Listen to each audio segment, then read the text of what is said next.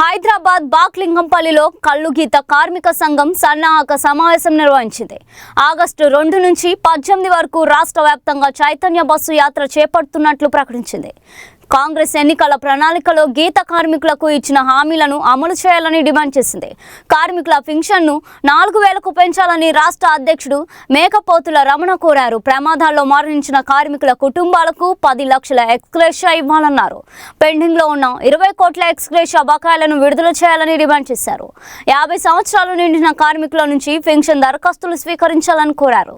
Agency ప్రాంతాల సొసైటీలను పునరుద్ధరించి సంక్షేమ పథకాలకు వర్తింపచేయాలన్నారు.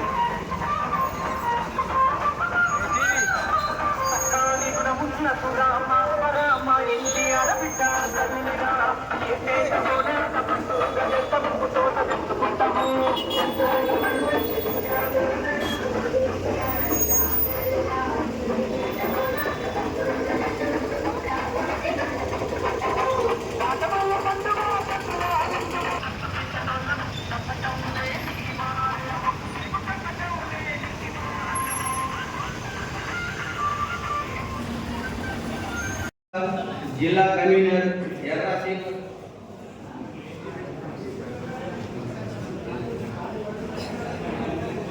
राष्ट्र अध्यक्षुलु మేకపోతుల వెంకటరామన్ గారిని పరిచయం కావాల్సిందిగా కోరుతున్నాను. అట్లనే బెల్లంకొండ వెంకటేశ్వర్ల గారిని వేదిక మీదకి రావాల్సిందిగా కోరుతున్నాను. గౌరీ వెంకన్న గారిని వేదిక మీదకి రావాల్సిందిగా కోరుతున్నాను. కల్లుగీత కార్మిక సంఘం రాష్ట్ర కమిటీ ఆధ్వర్యంలో గీతన్నల చైతన్య యాత్ర కార్యక్రమాన్ని ఆగస్టు 2 నుండి ప్రారంభించాం. ఈ యాత్ర రాష్ట్ర వ్యాప్తంగా అన్ని జిల్లాలు తిరుగుతూ హైదరాబాద్ నడిఒడ్డునున్నటువంటి ట్యాంక్ బండ్ పైన 18వ తారీఖున ముగుస్తుంది. ఈ యాత్రకి ఖమ్మం జిల్లా నుంచి గౌడ సంఘాల నాయకులు, కల్లుగీత కార్మిక సంఘాల నాయకులు, వివిధ ప్రజా సంఘాల నాయకులు మాకు స్వాగతం పలికినందుకు మీ అందరికీ మా బృందం తరపున ప్రత్యేక అభినందనలు తెలియజేస్తా ఉన్నాను. ప్రధానంగా ఈ యాత్ర ఉద్దేశం రాష్ట్ర ప్రభుత్వం గీతా కార్మికులకి ఇచ్చినటువంటి హామీలను అమలు చేయాలని చెప్పి డిమాండ్ చేస్తున్నాం. అట్లాగే సంఘం కోసం పనిచేసి అమరులైనటువంటి వీరులని యాది చేసుకోవడం కోసం యాత్ర చేస్తున్నాం. ఎన్నికలకు ముందు కాంగ్రెస్ పార్టీ అనేక వాగ్దానాలు చేసింది. ఏ ఒక్క వాగ్దానం కూడా అమలు చేయలేదు. 2000 పెన్షన్ని 4000కు పెంచుతామన్నారు, పెంచలేదు. ఎక్స్రేషియో 10 లక్షలకు పెంచుతామన్నారు, పెంచలేదు. నెల రోజుల లోపే ఎక్స్రేషియో ఇస్తామని చెప్పి అన్నారు, అది కూడా ఇవ్వలేదు. అందుకే మేము గొంతెమ్మ కోరికలు ఏం కోరట్లేదు, కొత్త డిమాండ్స్ కూడా ఏం చేయట్లేదు. మీరు ఎన్నికల ప్రణాళికలో ఏదైతే హామీ ఇచ్చారో అవి 4000 రూపాయల పెన్షన్ పెంచాలని, ఎక్స్రేషియో 10 లక్షలకు పెంచాలని, తక్షణమే పెండింగ్ లో ఉన్నటువంటి 20 కోట్ల రూపాయలు వెంటనే విడుదల చేయాలని చెప్పి ఈ సందర్భంగా ప్రభుత్వాన్ని డిమాండ్ చేస్తా ఉన్నాం.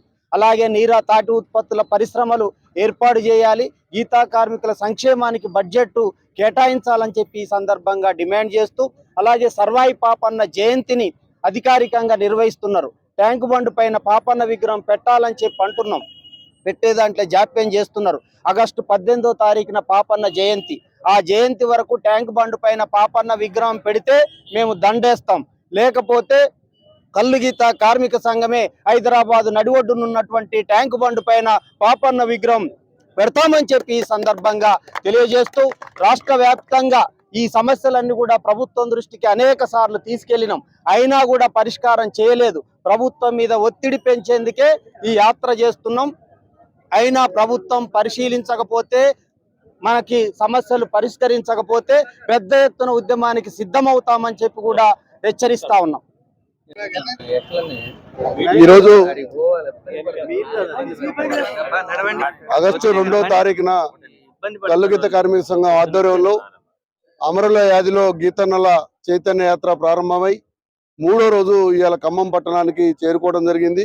ఈ పట్టణంలో గౌడ సంఘాలు, కల్లుగీత కార్మిక సంఘం వివిధ ప్రజా సంఘాలు ఘన స్వాగతం పలికిర్రు. వాళ్ళకి ముందుగా తెలంగాణ కల్లుగీత కార్మిక సంఘం రాష్ట్ర కమిటీ పక్షాన ధన్యవాదాలు తెలుపుతూ, ముఖ్యంగా కల్లుగీత కార్మికులు ఎదుర్కొంటున్న సమస్యల్ని పరిష్కరించాలని చెప్పి ఈ యాత్ర 2వ తారీఖు నుంచి 18వ వరకు జరుగుతుంది.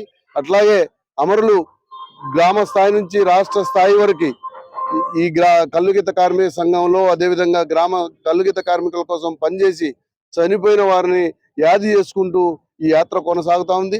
ఈ యాత్రలో 1957 నుంచి కల్లుగీత కార్మిక సంఘం ఏర్పడిన నాటి నుంచి ఇప్పటి వరకు మొక్కవోని ధైర్యంతో అనేక హక్కులను తీసుకురావడం జరిగింది. మన హక్కులు రాబట్టుకోవడం కోసం అనేక ఈ ప్రభుత్వం ఇచ్చిన హామీల్ని నెరవేర్చడం కోసం ఈ యాత్ర కొనసాగుతుంది.